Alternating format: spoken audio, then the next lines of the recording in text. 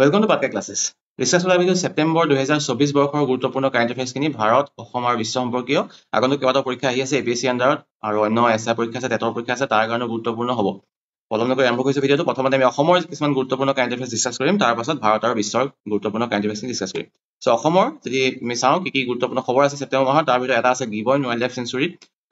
বিষয় তাৰ লগত এটা বিতৰ্ক সূত্ৰপাত হৈছে বিশেষকৈ সোশ্যাল মিডিয়াত আৰু নিউজতো দিছে দুটা নিউজত বেছিকৈ বৰ এটা নিউজত দিয়া হোৱা নাই। সো ইয়াত কি হৈছে বেদান্ত কেন অইল এণ্ড গেছ এই কোম্পানীটোক অনুমতি দিয়া হৈছে অইল বিচাৰিবৰ কাৰণে তেল বিচাৰিবৰ কাৰণে inside gibbon wild life century. তো তেতিয়া কি হ'ব তাৰ পৰিৱেশটো নষ্ট হ'ব ক্ষতি হ'ব আৰু তাত কি থাকে তাত থাকে ৱেষ্টাৰ্ণ হলক গিবন ওকে ভাৰতৰ একমাত্ৰ প্ৰটেক্টেড হেবিটেট মানে একমাত্ৰ সুৰক্ষিত বাসস্থান ৱেষ্টাৰ্ণ হলক গিবনৰ আৰু তাত যদি তেনেকুৱা ধৰণৰ কিবা এটা কাম কৰা হয় তেল খন্দাৰ লগত জড়িত তেতিয়াহ'লে তাৰ সেইটো যদি পৰিৱেশটো নষ্ট হয় তেতিয়াহ'লে একমাত্ৰ যিটো জেগা আছে গিবন থকাৰ সেইটো যদি ধ্বংস হৈ যায় তেতিয়া গিবনবিলাক ক'ত থাকিব ঠিক আছে। তো সেইটো কাৰণে সেইটো হোৱাটো ইমান ভাল হোৱা নাই বুলি ভাবিছো। তো যোৰহাটৰ হলংপাৰত আছে গিবন ৱাইল্ড লাইফ সেঞ্চুৰী যিখন ৱাইল্ড লাইফ সেঞ্চুৰী হিচাপে এষ্টাব্লিছ কৰা হৈছে 1997ত আৰু এতিয়া ছেপ্টেম্বৰ 2024ত তাতে অনুমতি দিয়া হৈছে তেল বিচাৰিবৰ কাৰণে। তো সেইটো এটা বেয়া খবৰ ওকে পৰীক্ষাত হয়তো নাহিব পাৰে এইবিলাক নেগেটিভ মান বস্তুবিলাক ইমান নাহে পৰীক্ষাত তথাপিও জনাটো উচিত। তো এনে important current affairs of September 2024 regarding Assam okay অসমৰ লগত জড়িত। খেল মহাৰণ 1 নম্বৰখন হৈছিলে যোৱা বছৰ 1 নম্বৰ তাৰিখৰ পৰা আৰম্ভ হৈছিলে জানুৱাৰী মাহলৈকে গৈছিলে প্ৰথমতে গাঁৱত হয় তাৰপিছত ডিষ্ট্ৰিক্ট লেভেলত হয় তাৰপিছত জিলা ডিষ্ট্ৰিক্ট লেভেলত ৰাজ্য ভিত্তিক হৈছিলে গুৱাহাটীত। সো সেইটো হৈছিলে খেল মহাৰণ 1 2023 তাৰ মাস্কট আছিলে মহাৰাজ দোদান এই মহটোৰ ফটোত আছে মহাৰাজ দোদান আৰু তাত যোৱা বছৰ খেল আছিলে ফুটবল কাবাডী ভলীবল খো-খো আৰু এথলেটিক্স ওকে এতিয়া খো-খোটো আঁতৰাই দিছে খো-খোটো আঁতৰাই কি আছে এথলেটিক্স ফুটবল কাবাডী ভলীবল সেইকেইটা আছে লগতে চেছ সুইমিং আৰু ৰোড সাইক্লিং উইথ ট্ৰেডিশনেল সাইকেলছ এইকেইটা খেল এড কৰিছে নতুন খেল কি এড কৰিছে চেছ সুইমিং আৰু ৰোড সাইক্লিং খালি নৰ্মেল সাইকেল লৈ কৰিব লাগিব দামী সাইকেল লৈ কৰিলে নহব ওকে সো সেই যাতে সকলোৱে পাৰ্টিসিপেট কৰিব পাৰে সেইটো উদ্দেশ্য এনেকুৱা কৰা হৈছে আৰু এইটো এবাৰ আৰম্ভ হ'ব কেতিয়া তাৰিখ হ'ব 13 নৱেম্বৰ তাৰিখ হ'ব 13 নৱেম্বৰ 2024 পৰা হ'ব কি নতুন খেল এড কৰা হৈছে এইটো গুৰুত্বপূৰ্ণ মেস্কটটো আগতো আছিলে এইটো গুৰুত্বপূৰ্ণ মহাৰাজ দোদান আৰু প্ৰথম হৈছে 2023ত এবাৰ কি খেল আঁতৰাই দিয়া হৈছে খো-খো খেল আঁতৰাই দিয়া হৈছে এই খো-খো খেলটো ইয়াত দিয়া হোৱা নাই। এথলেটিক্সত কি আছে 100 মিটাৰ 200 মিটাৰ 400 মিটাৰ ৰেচ আছে আৰু লং জাম্প আছে ওকে সেইকেইটা থাকিব। নেক্সট আৰু কিছুমান ভাল খবৰ অসমৰ খেলৰ লগত জড়িত ক্ৰীড়া জগতৰ লগত জড়িত বেদব্ৰত ভৰালী তেওঁ আগতেও কেইবাটাও মানে ভাল পদক সন্মান লাভ কৰিছে ভাল প্ৰতিযোগিতাত ভাল প্ৰদৰ্শন দেখাইছে। সো এবাৰ কি তেওঁ পাইছে দুটা সোণৰ পদক আৰু এটা ব্ৰঞ্জৰ পদক জুনিয়ৰ কেটেগৰীত দুটা সোণৰ পদক আৰু সিনিয়ৰ কেটেগৰীত ব্ৰঞ্জ পদক পাইছে 73 কেজি ওজনৰ তেওঁ দাঙে কমনৱেলথ ৱেইট লিফটিং চেম্পিয়নশ্বিপ হৈছিলে ফিজিত তাত তেওঁ পাইছে এই পদককেইটা okay Commonwealth weight lifting championship ফিজিত কোনে পাইছে বেদব্ৰত ভৰালী কি পাইছে 2 গ'ল্ড এণ্ড 1 ব্ৰঞ্জ ইমান কেটেগৰীত তেওঁ খেলে 73 কেজি কেটেগৰী ওকে সো এইটো অসমৰ কাৰণে এটা ভাল খবৰ আৰু আগন্তুক দিনত তেওঁ হয়তো আৰু ভাল মানে খবৰ আনিব। বৰাক ভুৱন ৱাইল্ড লাইফ সেঞ্চুৰী তাতে এটা ৰাস্তা বনাবলৈ লৈছিলে ৰাস্তা বনাইছিলে একদম ভুৱন হিল বুলি পাহাৰ আছে ওপৰফালে বৰাক ভেলীত কাছাৰ ডিষ্ট্ৰিক্টত তো তাত এটা ৰাস্তা বনাব লৈছিলে যিটো ইলিগেল বুলি ঘোষণা কৰি এনজিটি নেশ্যনেল গ্ৰীণ ট্ৰিবিউনেল তেওঁলোকে এইটো কামটো বন্ধ কৰিছিলে তাৰপিছতে তাত 15 হেক্টৰৰ ফৰেষ্ট লেণ্ডৰ ওপৰত ৰাস্তা বনাইছিলে বৰাক Bhuban wild life century Cachar ডিষ্ট্ৰিক্টত আছে ওকে ইন বৰাক ভেলী সেইটো গুৰুত্বপূৰ্ণ ক'ত আছে সুধিব পাৰে আৰু এইটো তেনেকে এনজিটিয়ে নিউ নেশ্যনেল গ্ৰীণ ট্ৰিবিউনেলে এইটো কামটো বন্ধ কৰিছে। আৰু লগতে এনজিটিয়ে আৰু এটা জেগাত ইলিগেল চেণ্ড মাইনিং যে বালিৰ মানে খান্দা এটা ইলিগেল কাম বন্ধ কৰিছে কলদিয়া নদী ক'ত আছে বজালী ডিষ্ট্ৰিক্টত বজালী ডিষ্ট্ৰিক্টৰ কলদিয়া নদীত sand mining illegal sand mining বন্ধ কৰিছে নেশ্যনেল গ্ৰীণ ট্ৰিবিউনেলে ঠিক আছে সেইখিনি গুৰুত্বপূৰ্ণ ক'ত আছে সুধিব পাৰে কলদিয়া নদী ক'ত আছে বজালীত আছে বৰাক ভুৱন ৱাইল্ড লাইফ সেঞ্চুৰী ক'ত আছে কাছাৰ ডিষ্ট্ৰিক্টত। অভিনন্দন 2.0 এটা এডুকেশ্যনেল লোন সাবসিডি স্কিম হয় 50,000 টকালৈকে সাবসিডি দিয়ে এডুকেশ্যনেল লোনত সাবসিডি দিয়ে 50,000 টকালৈকে প্ৰথমটো হৈছিলে আগতে 2019 চনতে হৈছিলে 2019 চনত সৰ্বানন্দ সোণোৱালৰ দিনত এতিয়া প্ৰথমটো অনা হৈছিলে অভিনন্দন স্কিম এবাৰ অনা হৈছে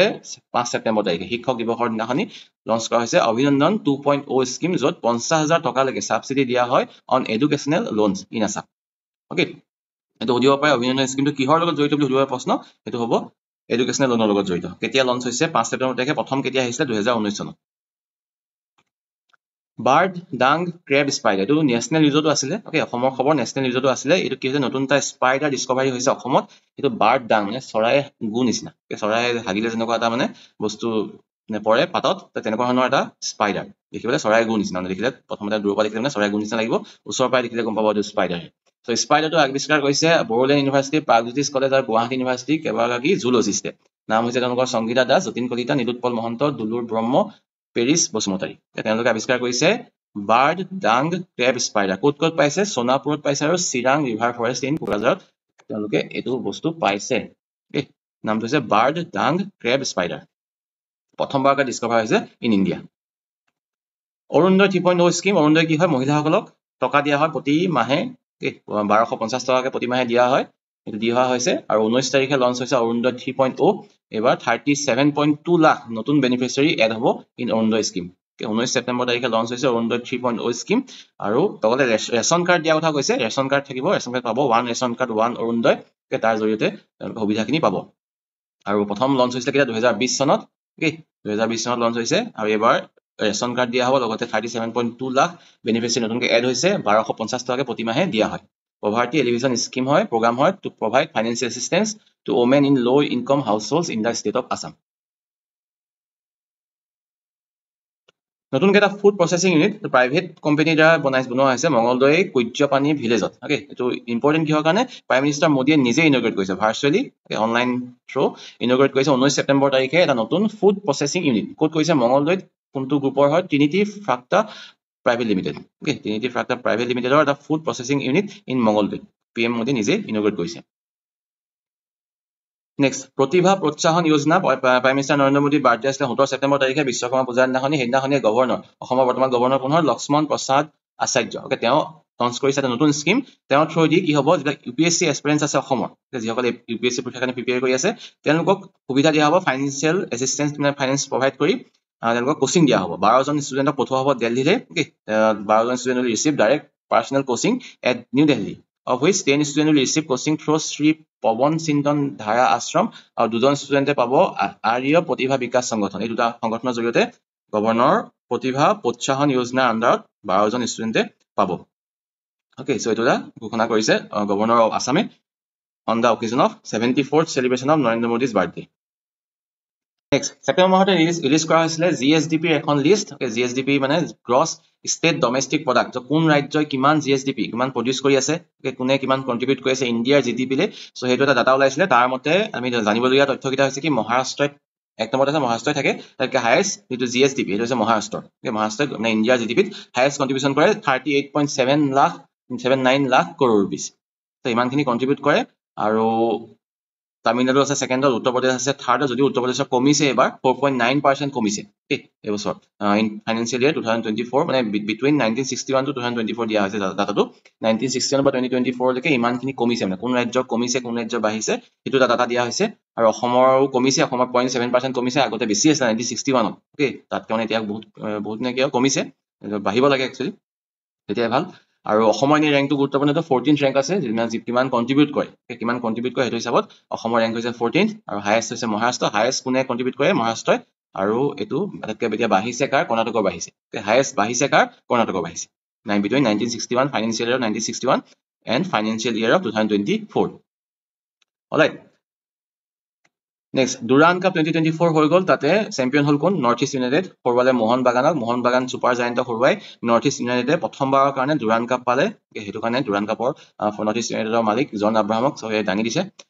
প্লেয়াৰ অফ দ্য টুৰ্ণামেণ্ট পাইছে জিথিন MS আৰু গোল্ডেনটো পাইছে নোৱা চাদাউই গুৰমিত সিঙে পাইছে গোল্ডেন গ্লোব বঁটা এইখিনি গুৰুত্বপূৰ্ণ আৰু নৰ্থ ইষ্ট ইউনাইটেডে হৰুৱালে সেইটো গুৰুত্বপূৰ্ণ Mohan Bagan super giant next পেৰা অলিম্পিক্স 2024 এইটো বহুত গুৰুত্বপূৰ্ণ পৰীক্ষাৰ কাৰণেও কাৰণ এবাৰ মোষ্ট সাকসেসফুল পেৰা অলিম্পিক্স কেম্পেইন হৈছে ইণ্ডিয়াৰ ইয়াত আগতে যিমানবোৰ পেৰা অলিম্পিক্স হৈছিলে তাত যিমানখিনি পদক পাইছিলে এবাৰ তাতকৈ হাইয়েষ্ট পদক পাইছে 29টা মেডেল পাইছিলে তাতে 7টা সোণৰ পদক আছে 9টা সিলভাৰ আৰু 13টা ব্ৰঞ্জৰ পদক পেৰিছত হৈছে পেৰা অলিম্পিক্স 2024 ইয়াতে ভাৰতৰ প্ৰদৰ্শন তাতকৈ ভাল ৰেংকিং হৈছে কিমান 18th যেটো আমাৰ নৰ্মেল আমাৰ অলিম্পিক আগতে হৈ গৈছে তাতেতো বহুত পিছফালে আছে ইণ্ডিয়াৰ ৰেংকটো এৰাউণ্ড 71 আৰু 71 আছিলে মোষ্ট প্ৰবাবলি এবাৰ কিন্তু বহুত ভাল প্ৰদৰ্শন কৰি 18 নম্বৰ ৰেংকিং পাইছে between 170 participating nations আৰু ইমানখিনি গৈছে ইমান গুৰুত্বপূৰ্ণ হ'ব 84 এথলিট গৈছিলে 12টা স্পৰ্টছত পাৰ্টিসিপেট কৰিছিলে কেইটামান নোটেবল এচিভমেন্ট আছে কোনে কি পাইছে বিশেষকৈ শীতল দেৱী তেওঁলোকে হয়তো ৰিল চিটত দেখা পাইছে শীতল দেৱী আৰ্চাৰী খেল তেওঁ ব্ৰঞ্জৰ পদক পাবলৈ সক্ষম হৈছে ইয়ংগেষ্ট পেৰা অলিম্পিক মেডেলিষ্ট হৈছে তেওঁ জন্ম পাই হাত দুখন আছিলে ভৰিৰে খেলি তেওঁ আৰ্চাৰীত ব্ৰঞ্জৰ পদক পাবলৈ সক্ষম হৈছে India's youngest para Olympic medallist at the age of 17 years কাশ্মীৰৰ শীতল দেৱী তাৰপিছত হৰবিন্দৰ সিং তেওঁ পাইছে para Olympic gold medal in archery Avani Lekhara তেওঁ এয়াৰ ৰাইফলৰ এয়াৰ ৰাইফলৰ খেলত ভাগ লৈ দুটা পদক পাইছে first Indian women to win 2 gold medals in the history of the game Preeti পালে ফাৰ্ষ্ট মেডেল হৈছে ইণ্ডিয়াৰ ইন ট্ৰেক ইভেণ্ট তাৰপিছত সুমিত অন্টিল তেওঁ ৰেকৰ্ড কৰিছে তেওঁ ফ্লেগ বেয়াৰো আছিলে অপেনিং চেৰিমনিত অ'কে পতাকা ধৰিছিলে তেওঁ দুটা কনজিকিউটিভ অলিম্পিকত সোণৰ পদক পোৱা প্ৰথম খেলুৱৈ okay first Indian who one 2 consecutive gold medal in 2 Olympics okay Sumit until তেওঁ জেভলিন থ্ৰ' কৰে জেভলিন থ্ৰ' কৰে আৰু সেইকেইটা কেইটামান উল্লেখযোগ্য আৰু বহুতকেইটা ভাল ভাল প্ৰদৰ্শন আছে টোটেল তোমাৰ 7টা গ'ল পাইছে বাকী এইকেইটা কেইটামান গুৰুত্বপূৰ্ণ তাৰ মাজৰ পৰা উল্লেখনীয় ফেক্ট আৰু পেৰা অলিম্পিক 2024 কিমান পদক পাইছে গুৰুত্বপূৰ্ণ ৰেংকিংটো গুৰুত্বপূৰ্ণ বাকী এই এচিভমেণ্ট কেইটাও ইকুৱেলি ইম্পৰ্টেণ্ট ক'ত হৈছিলে পেৰিছত চেছ অলিম্পিয়াড তাতো ভাৰতৰ কাৰণে ভাল খবৰ আছে যে ভাৰতৰ দুইটা দল মহিলা পুৰুষ দুইটা দলে সোণৰ পদক পাবলৈ চেম্পিয়ন হ'বলৈ সক্ষম হৈছে first ever gold medal in open section in the tournament both in male and female category ক'ত হৈছে খেলটো বুদাপেষ্ট হাংগেৰী বুদাপেষ্ট হাংগেৰীত chess Olympiad 2024 India won gold in both men's and women category আৰু দুইটা দলতে খেলুৱৈসকলৰ নাম দিয়া হৈছে বিদিত গুজৰাটী অৰ্জুন ইৰিগাচিপ আৰ ৰমেশ বাবু প্ৰজ্ঞানন্দা তেওঁৰ নামটো হয়তো জানা তোমালোকে সকলোৱে পেণ্টালা হৰিকৃষ্ণ ডি গুকেশ আনাডা top seeded player of India Divya Deshmukh মহিলা দল আছিলে ডি হাৰিকা তানিয়া সচদেৱ বৈশালী ৰমেশ বাবু বন্তিকা আগৰৱাল আৰু বৈশালী আৰু ৰমেশ বাবু প্ৰজ্ঞানন্দ হৈছে ককাইক ভনীক অ'কে একেটা ঘৰৰ পৰা দুজন খেলুৱৈ আৰু দুইটাই বেলেগ বেলেগ দলত মহিলা পুৰুষৰ দলত গৈ সোণৰ পদক পাবলৈ সক্ষম হৈছে So this is important also. Player কেইটাৰ নাম কেইটাও গুৰুত্বপূৰ্ণ সুধিব পাৰে কি খেলৰ লগত জড়িত সোণৰ পদক পাইছে চেছ অলিম্পিয়াড ক'ত হৈছিলে বুদাপেষ্ট হাংগেৰী US Open হৈ গ'ল US Open one of the grand slams তাতে চেম্পিয়ন হৈছে জেনিক চিনাৰ এইবাৰ বহুত কেইজন দিগ্গজ মানে খেলুৱৈ আগতে হাৰি গৈছে আলকাৰাজ তাৰপিছতে জকোভিক আগতে ওলাই গ'ল ফাইনেলত জেনিক চিনাৰে হৰুৱালে টেইলৰ ফ্ৰিটজক আৰু হৰুৱাই চেম্পিয়ন হ'ল আৰু মহিলা খেলত মহিলাৰ শিতানত জিকিলে Ariana চাবালেংকা emerged as a champion in the women's category. Men's doubles জিকিলে Max Purcell Jordan Thompson women's category Jelena Ostapenko আৰু Lyudmyla কিসেনক okay won the championship. Mixed doubles সাৰা Irani আৰু এন্ড্ৰিয়া ভাভাশ্বৰী okay তেওঁলোকে জিকিলে mixed doubles in US Open 2024 বিশেষকৈ men's আৰু women category champion কেইটাৰ নামটো গুৰুত্বপূৰ্ণ আহি থাকে পৰীক্ষাত okay জেনিক চিনাৰ আৰু আৰিয়ানা চাবালেংকা অপাৰেশ্যন সদ্ভাৱ ভেৰি ইম্পৰ্টেণ্ট অপাৰেশ্যনবিলাক বহুত গুৰুত্বপূৰ্ণ তাৰ ওপৰত পৰীক্ষা প্ৰায় আহে এপিএছচি পৰীক্ষাত বিশেষকৈ দেখা যায় যে এনেকুৱা অপাৰেশ্যনবিলাকৰ ওপৰত প্ৰায় প্ৰশ্ন সোধে আগৰ বহুতকেইটা অপাৰেশ্যন আছে operation Kaveri operation Maitreyi okay ধৰণৰ তাৰপিছত অপাৰেশ্যন বিজয় এতিয়া আহিছে নতুনকেইটা অপাৰেশ্যন সদ্ভাৱ এইটো কি হৈছে এটা টাইফুন আহিছিলে চাউথ চাইনা চিট উৎপন্ন হৈছিলে তাৰ ফলত ভিয়েটনাম ম্যানমাৰ লাওছ এইবিলাক জেগাত এইবিলাক দেশত বহুত মানে ক্ষতি কৰিছিলে টাইফুন ইয়াগি উৎপন্ন হৈছিলে চাউথ চাইনা চিট ক'ত ধ্বংসলীলা চলাইছিলে ভিয়েটনাম ম্যানমাৰ লাওছ বিশেষকৈ ভিয়েটনামত বেছিকৈ কাৰণ ভিয়েটনামতে টাইফুনটো লেণ্ডফল হৈছিলে আৰু ইয়াগি নামটো কোনে দিছে জাপান এইটো নামটো হেৰি হৈ থাকে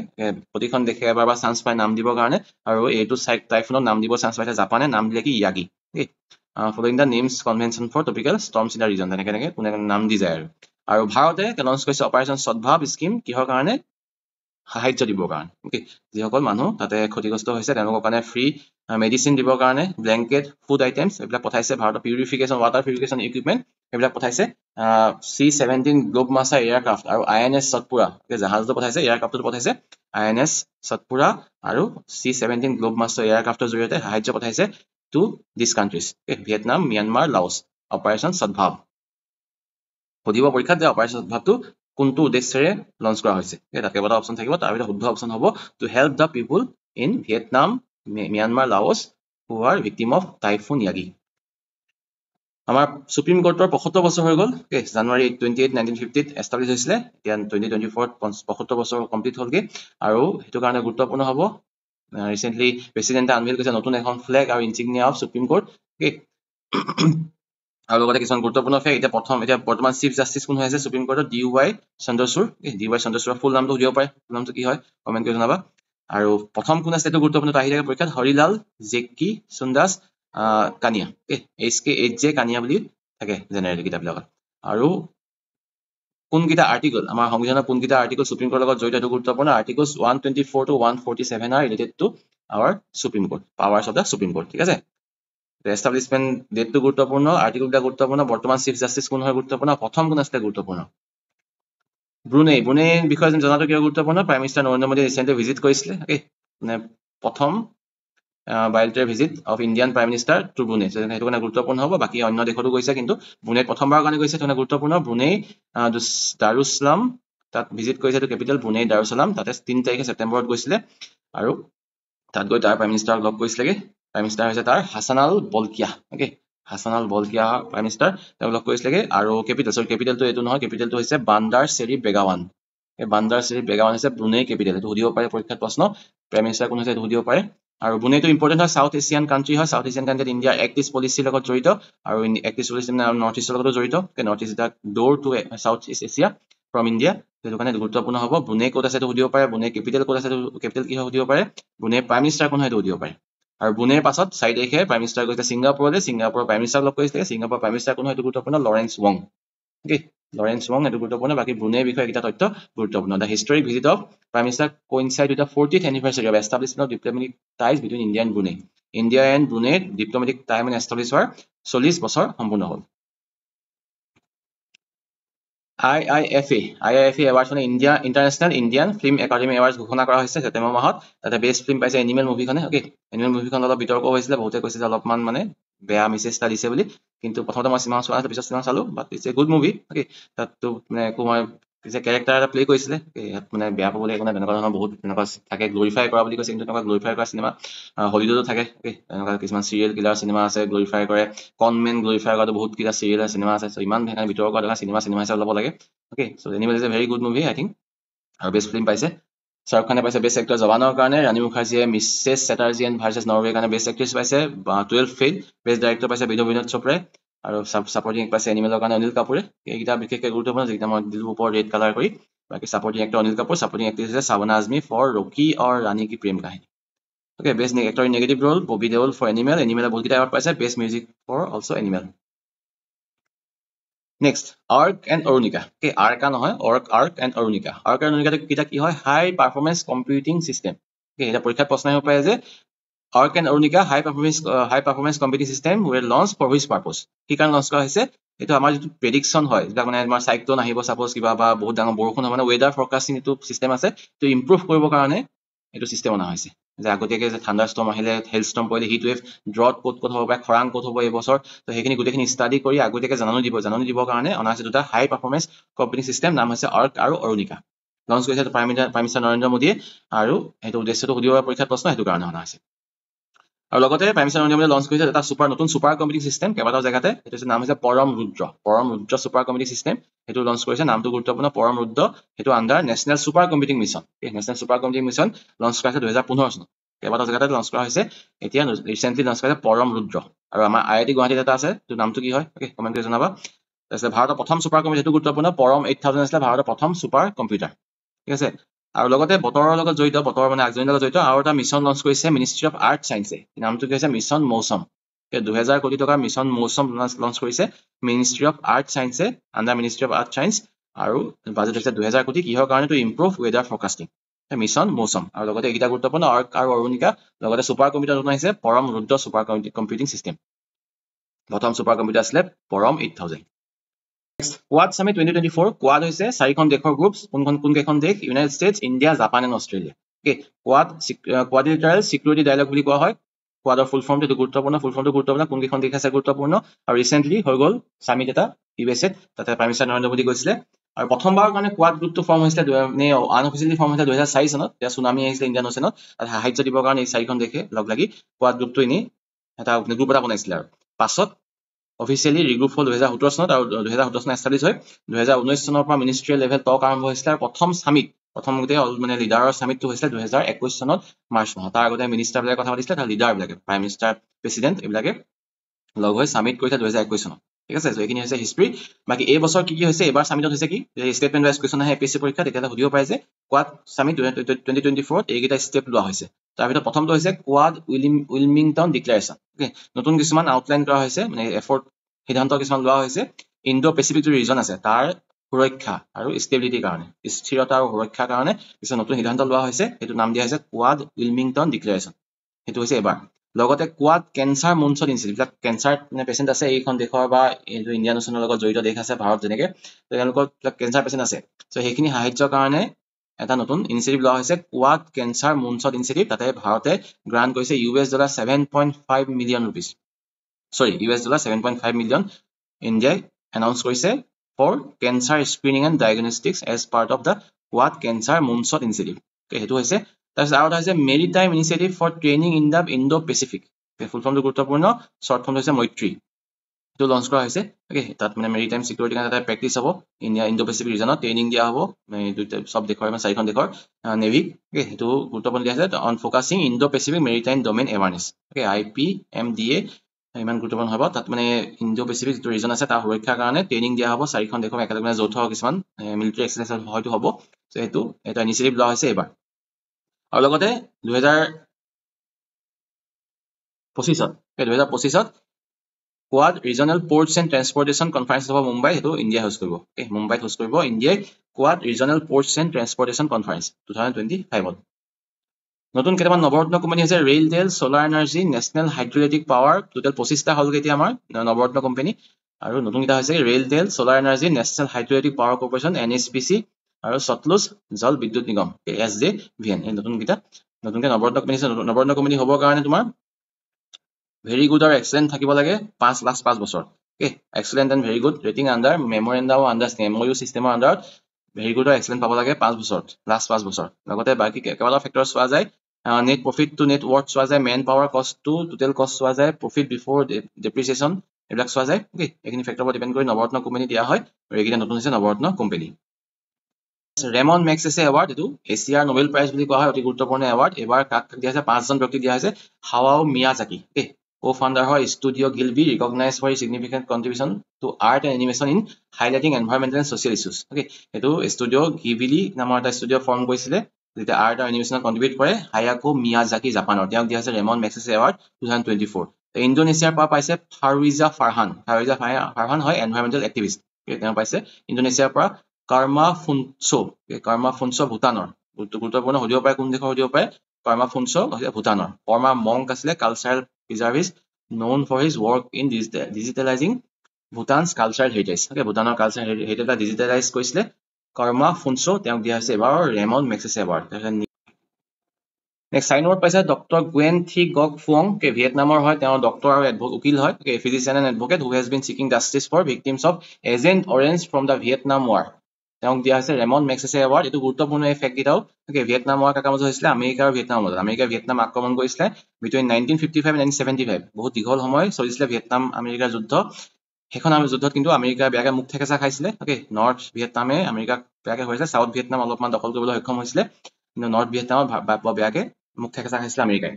আৰু সেইকাৰণে আমেৰিকা কিছুমান বেয়া পন্থা হাতত লৈছিলে। হাবি জংঘলে ভৰা আছিলে ভিয়েটনামখন, তাতে তললৈ নামিলে মানে কিবা কিবি ঢেৰ পন্থা হাতত লৈছিলে। তেওঁলোকেও বহুত যুদ্ধ কৌশল জানিছিলে ভিয়েটনামৰ আৰ্মিয়ে, সেইকাৰণে আমেৰিকাই পৰা নাছিলে। আৰু নোৱাৰি কি কৰিছিলে, ওপৰৰ পৰা কিছুমান কেমিকেল স্প্ৰে কৰিছিলে। সেই কেমিকেলটোৰ নাম হৈছিলে এজেণ্ট অৰেঞ্জ। এজেণ্ট অৰেঞ্জ এটা বেয়া কেমিকেল, যাৰ ফলত মানে একদম লিভাৰ ডেমেজ হয়, ছালৰ বেমাৰ হয়, কিবা ঢেৰ ক্ষতি হয় মানুহৰ। আৰু সেইটো ফলত বহুতখিনি ভিক্টিমো হৈছিলে। আৰু সেই ভিক্টিমৰখিনি জাষ্টিছৰ কাৰণে ন্যায়ৰ কাৰণে যুঁজ কৰি থকা এজন ডক্টৰ আৰু উকিল হৈছে গুৱেন থি গক ফুং ভিয়েটনামৰ। তেওঁক দিয়া হৈছে ৰেমন মেগছেছে এৱাৰ্ড 2024। Okay, 2024। বাকী এজেণ্ট অৰেঞ্জটো এটা কেমিকেল আৰু সুধিব পাৰে এজেণ্ট অৰেঞ্জটো কি হয়। It's a chemical used in warfare, specially use by America use কৰিছিলে কেতিয়া ভিয়েটনাম ৱাৰত। তাৰপিছত ৰুৰেল ডক্টৰ্ছ মুভমেণ্ট, এটা মুভমেণ্টে পাইছে, মানুহ নহয়, মুভমেণ্ট এটা পাইছে থাইলেণ্ডৰ হেল্থ কেয়াৰ প্ৰফেচনেল মুভমেণ্ট। তেওঁলোকক দিয়া হৈছে এইবাৰৰ ৰেমন মেগছেছে এৱাৰ্ড 2024। গোটেইখিনি গুৰুত্বপূৰ্ণ, কোনকেইটা দেশৰ গুৰুত্বপূৰ্ণ, আৰু এই যিটো মই ক'লো ভিয়েটনামৰ সেই হিষ্টৰিকেল ফেক্ট কেইটা অতি গুৰুত্বপূৰ্ণ। ভিয়েটনাম ৱাৰ হৈছিল 1955 পৰা 75ৰ ভিতৰত। অ'কে,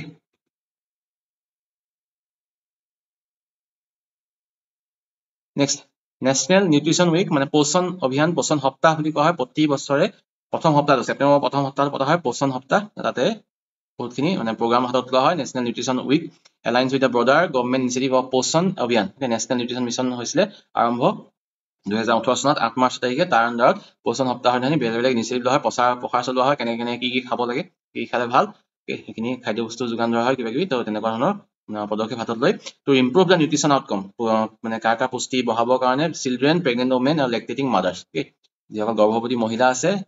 যিসকলে গাখীৰ খুৱাই থকা মাক আছে, আৰু শিশুসকলৰ পুষ্টিকৰ খাদ্য যাতে পায়, সেইটো কাৰণে অনা হৈছে পোষণ অভিযান। আৰু লগতে পোষণ সপ্তাহ উদযাপন কৰা হয় প্ৰথম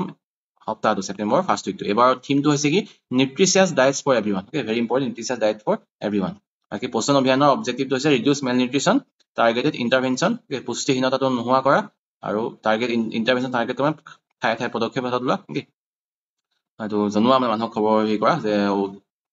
এনেকুৱা কৰিব লাগে, কি কৰিব লাগে, কি কৰিব নালাগে। এই convergence and coordination behavioural change. এইখিনি হৈছে অবজেক্টিভ অফ পোষণ অভিযান। সপ্তাহটো গুৰুত্বপূৰ্ণ, থিমটো গুৰুত্বপূৰ্ণ, কোন তাৰিখে প্ৰথম লঞ্চ হৈছিলে 8 মাৰ্চ 2018 চন। Shri বিজয়াপুৰম,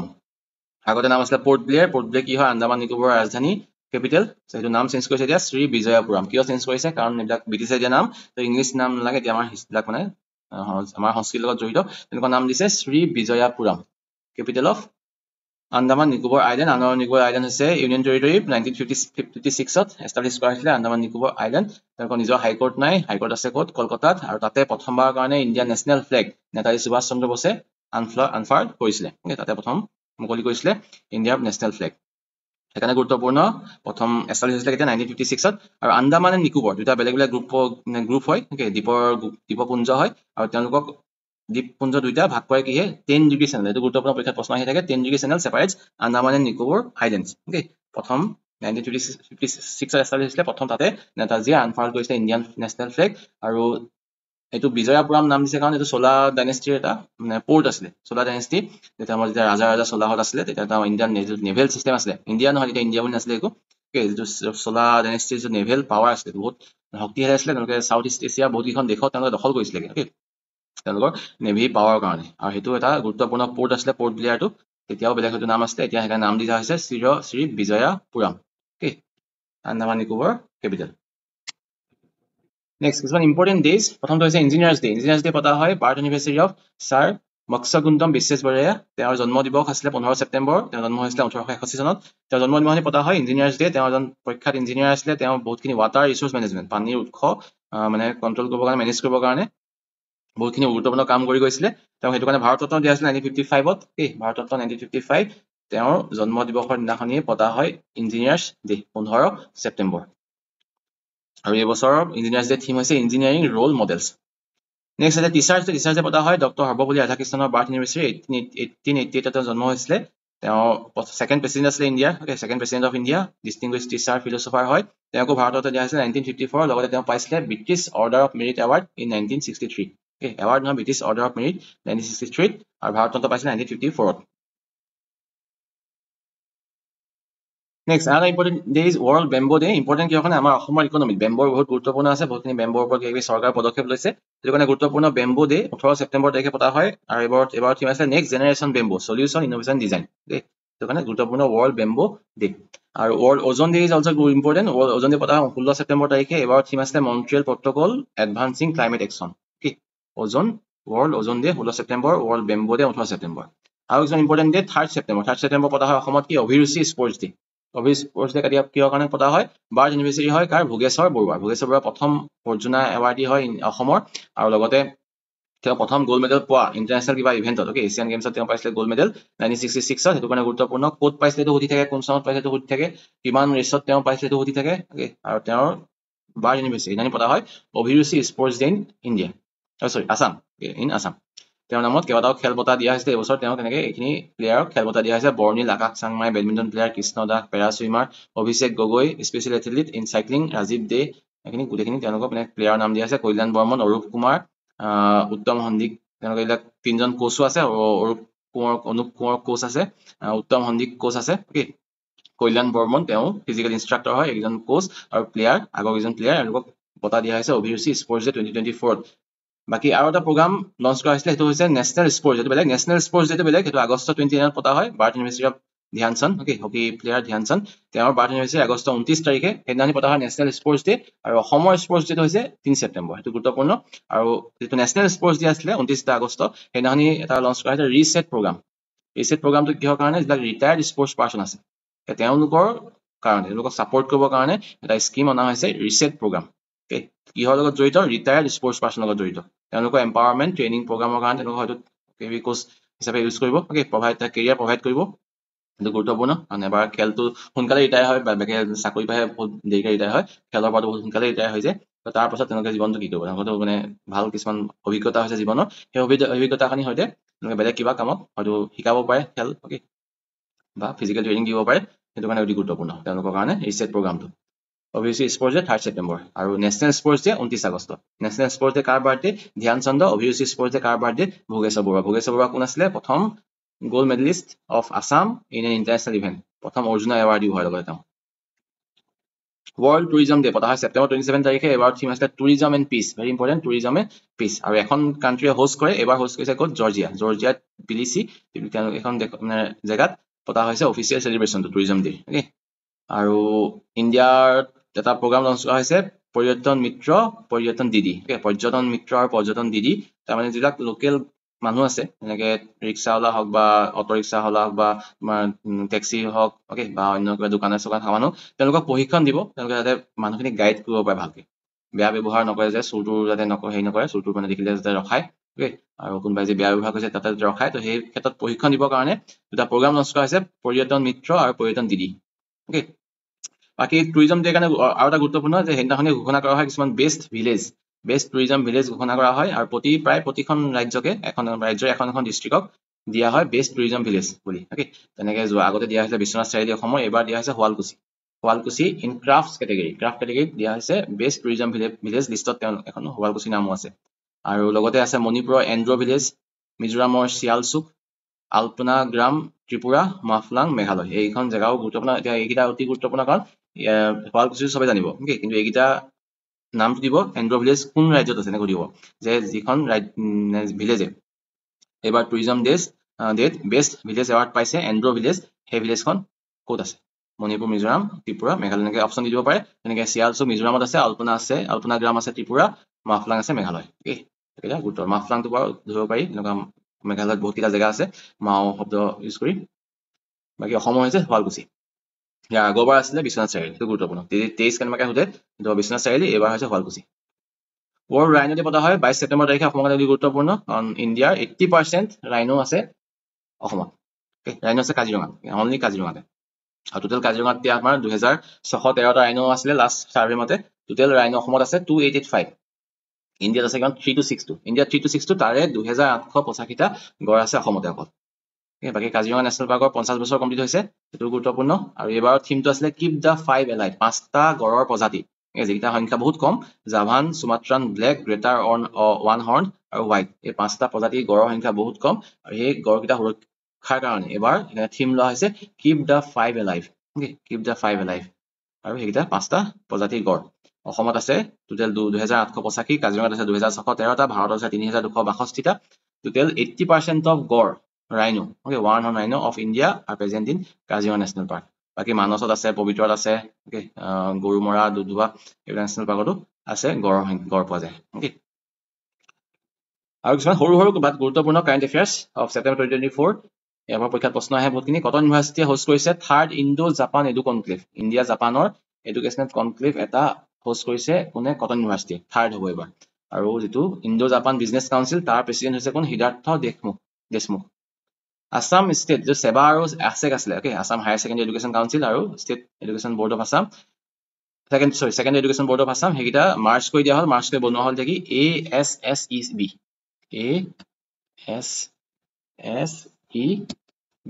ASSEB Assam State School Education Board হেতু ফর্ম হল 8 সেপ্টেম্বৰ তাৰিখে তাৰ চেয়াৰম্যান হৈছে RC Jain আৰু সেৱা আসলে এতিয়া RC Jain তাৰ চেয়াৰম্যান হৈছে সো ই গুৰুত্বপূৰ্ণ ফুল ফৰ্মটো দিব পাৰে ASSEB ফুল ফৰ্ম কি হয় World Telecom Standardization Assembly এটা হৈছে মানে ওয়াৰ্ল্ডৰ টেলিকম স্ট্যান্ডাৰ্ডাইজেশন অ্যাসেম্বলি এটো হৈছে এবাৰ হোষ্ট কৰিছে কোনে ইণ্ডিয়াই ডেনমাৰ্ক হৈছে প্ৰথম দেশ ভাৰতৰ বিশ্বৰ প্ৰথম দেশ যি কাৰ্বন টেক্স লগাইছে on gassy cattle to reduce methane emission okay gassy কেটলৰ ওপৰত ফাৰ্স্ট কাৰ্বন টেক্স লগাইছে ডেনমাৰ্কে ওয়াৰ্ল্ডৰ প্ৰথম তেনেকুৱা টেক্স লগোৱা দেশ Yoshihide Suga okay Yoshihide Suga হৈছে প্ৰাইম মিনিষ্টাৰ অফ জাপান নতুন prime minister of Japan Yoshihide Suga Mark Rutte গুরুত্বপূর্ণ মার্ক রুটে নাটোর নর্থ আটলান্টিক ট্রিটি অর্গানাইজেশন যার কারণে যুদ্ধ হয়েছে বিটুইন ইউক্রেন এন্ড রাশিয়া তো তার নতুন সেক্রেটারি জেনারেল হয়েছে mark Rutte Natore next India rank 39th globally in the global innovation index okay global innovation index ঘোষণা কৰে সেপ্টেম্বৰ মাহত তাতে ইন্ডিয়া ৰ্যাঙ্ক হৈছে 39 ৰ্যাঙ্ক পাইছে আৰু প্ৰথম হৈছে সুইজাৰল্যান্ড প্ৰথম সুইজাৰল্যান্ড আগতো আছিলে এবাৰ হৈছে ইন্ডিয়া ৰ্যাঙ্ক হৈছে 39 অতি গুৰুত্বপূৰ্ণ ওকে এটা গুৰুত্বপূৰ্ণ মাৰ্ক ৰুটে গুৰুত্বপূৰ্ণ এটো গুৰুত্বপূৰ্ণ বাকি অসমৰ এটো গুৰুত্বপূৰ্ণ ASSEB আৰু ইণ্ডো জাপানটো হোষ্ট কৰিছে কোন হেয়ে ইউনিভাৰ্সিটি হ'ব পাৰে কটন ইউনিভাৰ্সিটি আছে প্ৰথম এমপক্স মংকি পক্স এটো সাধাৰণ এতিয়া বহুত নিউজত আছে বহুত এখন দেশত পোৱা গৈছে মংকি পক্স ভাইৰাছ তাৰ সংক্ৰমিত মানুহ একদম গাত খহু নিচিনা হৈ যায় গোটেই গাটো তো তাৰ কাৰণে প্ৰথম ভাইৰাছ লৈছে কোনটো নামটো হৈছে MVA-BN vaccine first mpox vaccine নাম হৈছে MVA-BN ভেকচিন কোনটো কোম্পানী উলিয়াইছে বেভিয়ান নৰ্ডিক আফ্ৰিকাৰ কাৰণে উলিয়াইছে এমপক্স ভেকচিনটো অষ্টলক্ষ্মী ৱেবছাইট এটা লঞ্চ কৰিছে ডোনাৰ ইউনিয়ন মিনিষ্টাৰ জ্যোতিৰাদিত্য সিন্ধিয়াই ডোনাৰ মানে development of north east region তাৰ এটা মিনিষ্ট্ৰী আছে সেই মিনিষ্ট্ৰীয়ে লঞ্চ কৰিছে অষ্টলক্ষ্মী ৱেবছাইট অষ্টলক্ষ্মী মানে 8খন ৰাজ্য ছিকিমক লগাই অসম নৰ্থ ইষ্টৰ বাকী 7খন আৰু ছিকিম 8খন ৰাজ্যৰ কাৰণে অষ্টলক্ষ্মী ৱেবছাইট এটা মহোৎসৱ হ'ব অষ্টলক্ষ্মী মহোৎসৱ এই বছৰ শেষৰ ফালে তাৰ কাৰণে লঞ্চ কৰা হৈছে এই ৱেবছাইটটো অ'কে ডোনাৰ ইউনিয়ন মিনিষ্টাৰ হৈছে জ্যোতিৰাদিত্য সিন্ধিয়া ক্ৰিষ্টিয়ানো ৰনাল্ডো তেওঁ ৰেকৰ্ড কৰিছে যে প্ৰথম ফুটবলাৰ 900 গোল কৰা প্ৰথম ফুটবলাৰ হৈছে ক্ৰিষ্টিয়ানো ৰনাল্ডো তেওঁৰ নামত ৰিচেণ্টলি পৰ্তুগালে এটা কইনো উলিয়াইছে আৰু তেওঁ ৰিচেণ্টলি এটা নিজৰ ইউটিউব চেনেলো লঞ্চ কৰিলে আৰু তাতকৈ fastest growing YouTube channel in the world IIT দিল্লীৰ ফাৰ্ষ্ট ইণ্টাৰনেশ্যনেল কেম্পাছ বনোৱা হৈছে UAE আল নাজাহ মিলিটাৰী এক্সাৰচাইজ এটা গুৰুত্বপূৰ্ণ আল নাজাহ হৈছে ইণ্ডিয়া ওমান বৰুণা ওলাইছিলে বৰুণা ওলাইছিলে ইণ্ডিয়া ফ্ৰান্স এইটো হৈছে নতুন এটা military exercise between India and France তাৰপিছতে সৰ্বানন্দ সোণোৱালৰ আণ্ডাৰত আছে কি ministry of port shipping and waterways তাৰ নতুন ব্ৰেণ্ড এম্বেচাডৰ হৈছে অলিম্পিকৰ 2টা ব্ৰঞ্জৰ পদক পোৱা মনু ভাকে 2টা ব্ৰঞ্জৰ পদক পাইছিলে এইবাৰ অলিম্পিকত তেওঁ হৈছে brand ambassador of port shipping and waterways ministry under Sarbananda Sonowal আৰু মুন হ'ল এতিয়া ভেনাছত যাব ইণ্ডিয়াৰ পৰা ভেনাছত যাব ভেনাছত মানে যান পঠাব ৰিচাৰ্চ কৰিবৰ কাৰণে ভেনাছ অৰ্বিটাৰ মিছন ভেনাছৰ অৰ্বিটত গৈ ঘূৰিবগে এখন ইণ্ডিয়াৰ পৰা পঠোৱা স্পেচ ক্ৰাফ্ট চ' সেইটো কাৰণে লঞ্চ কৰা হৈছে ভেনাছ অৰ্বিটাৰ মিছনে এপ্ৰুভ কৰিছে লঞ্চ নহয় আৰু প্ৰথম পঠাব কেতিয়া 2028 চনত এইটো এপ্ৰুভ কৰিছে ভেনাছ অৰ্বিটাৰ এনেকৈ সুধিব পাৰে যে এবাৰ ৰিচেণ্টলি মানে ইণ্ডিয়াই কোনটো গ্ৰহৰ ৰিচাৰ্চ কৰিবৰ কাৰণে এটা পদক্ষেপ হাতত লৈছে এইটো ভেনাছ নেক্সট ত্ৰিপুৰা গভৰ্ণমেণ্টে লঞ্চ কৰিছে CM সাথ স্কিম হেল্থ আৰু এগ্ৰিকালচাৰৰ উন্নয়নৰ কাৰণে কোন ৰাজ্য ঘোষণা কৰিছে সুধিব পাৰে CM সাথ স্কিম ত্ৰিপুৰা তাৰপিছত অসমৰ এগৰাকী লিজেণ্ডাৰী ফুটবলাৰ প্ৰখ্যাত ফুটবলাৰ তিনিচুকীয়া ডিষ্ট্ৰিক্টৰ আছিলে তাছেন বৰা তেওঁ ঢুকাইছে ৰিচেণ্টলি এইটো গুৰুত্বপূৰ্ণ কোন খেলৰ লগত জড়িত এনেকৈ প্ৰশ্ন আহিব পাৰে তাছেন বৰা ৰিলেটেড টু ফুটবল নতুন চিফ মিনিষ্টাৰ হৈছে নিউ দিল্লী অৰবিন্দ কেজৰিৱাল এইটো হ'ব নোৱাৰে আৰু বিতৰ্কত মানে কেছ চলি আছে তেওঁৰ ওপৰত সেইকাৰণে এতিয়া হ'ব OTC মাৰ্লিনা সিং OTC বুলি জনা যায় নিউজত OTC বুলি আহে নামটো কিন্তু ফুল নেমটো হৈছে OTC মাৰ্লিনা সিং তেওঁ হৈছে নতুন chief minister of new Delhi ৰতুৱা ৰতনপুৰ ভিলেজ অফ ভূপাল সেইখন হৈছে তাত কি হৈছে ৰিচেণ্টলি এটা ইলেকশ্যন হৈছে পঞ্চায়ত লেভেলত প্ৰথমবাৰ কাৰণে ইণ্ডিয়াত পেপাৰলেছ ইলেকশ্যন হৈছে কোনো কাগজ ব্যৱহাৰ নোহোৱাকৈ ইলেকশ্যন হৈছে ক'ত হৈছে ৰতুৱা ৰতনপুৰ ভিলেজ ক'ত আছে এখন ভূপালত ইণ্ডিয়া 2025 বৰ্ষৰ অস্কাৰৰ কাৰণে চিনেমা পঠাইছে লাপতা লেডিজ কিৰণ ৰাও আমিৰ খানৰ প্ৰডাকশ্যনৰ Laapataa ladies international day of peace 21 September তাৰিখে পতা হয় থিম হৈছে এবাৰ cultivating a culture of peace 21 September তাৰিখে ৰাছিয়াৰ দুজন কসমোনাটছ ইণ্টাৰনেশ্যনেল স্পেচ ষ্টেচন তাত গৈ থাকি আহিলেগে 374 দিন এইটো লংগেষ্ট ৰেকৰ্ড ব্ৰেকিং 374 দিন থাকিলেগে স্পেচত নাম হৈছে অলগো কনেনকো আৰু নিকোলাই চাব ভেৰি ইম্পৰ্টেণ্ট কোন দেশৰ হয় ৰাছিয়াৰ কি ৰেকৰ্ড কৰিছে গুৰুত্বপূৰ্ণ নেক্সট শ্ৰীলংকাৰ নতুন প্ৰাইম মিনিষ্টাৰ হৈছে হৰিণী আমাজ সুৰেয়া আৰু প্ৰেচিডেণ্টটো সলনি হৈছে শ্ৰীলংকাৰ ৰিচেণ্টলি কুমাৰা দিছা নায়কে নামটো ভালকে ওলোৱা নাই কুমাৰা দিছা নায়কে ওলাইছিলে তেওঁ হৈছে নতুন প্ৰেচিডেণ্ট অফ শ্ৰীলংকা মানকিডিয়া নামৰ এটা কমিউনিটি উৰিষ্যাৰ হয় তেওঁলোকে অনুমতি পাইছে হাবিত যাবৰ কাৰণে হাবিত যাবৰ কাৰণে তাৰ পৰা কৰিছে বুলিবৰ কাৰণে তেওঁলোক 6 নম্বৰটো particularly vulnerable tribal group PVTG particularly vulnerable tribal group হয় উৰিষ্যাৰ তেওঁলোকে পাইছে অনুমতি অভাৰ ফৰেষ্ট ৰিচেণ্টলি ফৰেষ্টৰ কেইবাটা লও চেঞ্জ হৈছে চ' এইটো লগত জড়িত হৈ মানকিডিয়া নামৰ কমিউনিটি উৰিষ্যাৰ কোন ৰাজ্যটো সুধিব পাৰে তেওঁলোকে পাইছে rights over forest international solar festival হৈছে প্ৰথমবাৰৰ কাৰণে ক'ত হৈছে নিউ দিল্লীত কেতিয়াবা হৈছে 5-6 ছেপ্টেম্বৰ তাৰিখে সুধিব পাৰে কোন চহৰত হৈছে নিউ দিল্লীত প্ৰথম international solar festival very important নতুন প্ৰাইম মিনিষ্টাৰ হৈছে ফ্ৰান্সৰ মাইকেল বাৰ্নিয়েৰ আৰু ৰিচেণ্টলি ইৰাণে এতিয়া যুদ্ধ হৈ আছে ইৰাণে ৰিচেণ্টলি এটেক কৰিছে ইজৰাইলৰ ওপৰত আকৌ নিজৰ মিছাইলটো নিজৰ দেশতে পৰিলে সেইটো লৈ বহুতে মানে হেৰি কৰিছে হাঁহিছে আৰু ইৰাণত হেজবুল্লাহ যিটো কমাণ্ডাৰ আছে হেজবুল্লাহ তেওঁৰ ইব্ৰাহিম আকিল তেওঁক মাৰিছে ইজৰাইলে ইয়াৰ লগতে ইজৰাইলে পেজাৰ হেক কৰি পেজাৰ ব্লাষ্ট কৰি দিছে সাংঘাতিক মানে টেকনলজি পেজাৰ ব্লাষ্ট কৰি দিছে ৱাকি টকি ব্লাষ্ট কৰি দিছে এইবিলাক মানে সাংঘাতিক ধৰণৰ কথা চলি আছে ইজৰাইল মানে বহুত এডভান্স বাকী দেশতকে সেইবিলাক ক্ষেত্ৰত বাকী সেইকাৰণে হয়তো ইমান ডাঙৰ নহয় যুদ্ধখন এতিয়া এটেক কৰিছে ইমান বেছি হেৰি কৰিব নোৱাৰিব এনচাৰ দিব নোৱাৰিব কাৰণ ইজৰাইলৰ বেকত আমেৰিকা আছে anyway next submarine anti submarine warfare launch কৰিছে ইণ্ডিয়াই দুটা মালপে আৰু মালকি এণ্টি চাবমেৰিন ৱাৰফেয়াৰ সেইকেইটাৰ জৰিয়তে চাবমেৰিন মানে এটেক কৰিব আহিলে ধ্বংস কৰিব পাৰিব মালকি যুদ্ধ অভ্যাস ইণ্ডিয়া USA মিলিটাৰী এক্সাৰচাইজ হয় এইটো গুৰুত্বপূৰ্ণ কোন দেশৰ গুৰুত্বপূৰ্ণ আগৰ কেইটামান কৈছিলে এইটা গুৰুত্বপূৰ্ণ নেক্সট এটা নতুন বিল আনিছে ৱেষ্ট বেংগলে অপৰাজিতা বিল সেইটো এন্টি ৰেপ বিল হয় ওকে ৰেপ ৰোধ কৰিবৰ কাৰণে ধৰ্ষণ ৰোধ কৰিবৰ কাৰণে অনা হৈছে ৱেষ্ট বেংগলৰ দ্বাৰা ৱেষ্ট বেংগল ৰিচেণ্টলি যিটো ডক্টৰ ৰেপ কেছ হৈছে তাৰ কাৰণে বহুতখিনি তাতে হুলস্থুল হৈ আছে এতিয়াও দুখীয়া শাস্তি পোৱাই নাই চ' সেইটো কাৰণে নতুনকৈ এটা বিল পাছ কৰিছে ৱেষ্ট বেংগল গভৰ্ণমেণ্টে সুধিব পাৰে কোন ৰাজ্যত হৈছে কি কাৰণে হৈছে অপৰাজিতা বিল এন্টি ৰেপ বিল হয় ইন ৱেষ্ট বেংগল নতুন চিফ অফ এয়াৰ ফ'ৰ্চ হৈছে নাম হৈছে অমৰপ্ৰীত সিং ওকে নতুন SSB নিউ ডাইৰেক্টৰ জেনেৰেল হৈছে SSB মানে সশস্ত্ৰ সীমা বল তাৰ নতুন ডাইৰেক্টৰ জেনেৰেল হৈছে অমৃত মোহন প্ৰসাদ অমৃত মোহন প্ৰসাদ নতুন ডাইৰেক্টৰ জেনেৰেল অফ SSB সশস্ত্ৰ সীমা বল ঠিক আছে চ' এইখিনি হৈছে গুৰুত্বপূৰ্ণ গোটেই কাৰেণ্ট এফেয়াৰ্ছখিনি ছেপ্টেম্বৰ মাহৰ আশা কৰিছোঁ ভাল সহায় হ'ব তোমালোকৰ পৰীক্ষাত আৰু ইয়াৰ PDF টো মই পাতকে নোটছৰ গ্ৰুপত শ্বেয়াৰ কৰিম ঠিক আছে থেংক ইউ ভেৰি মাছ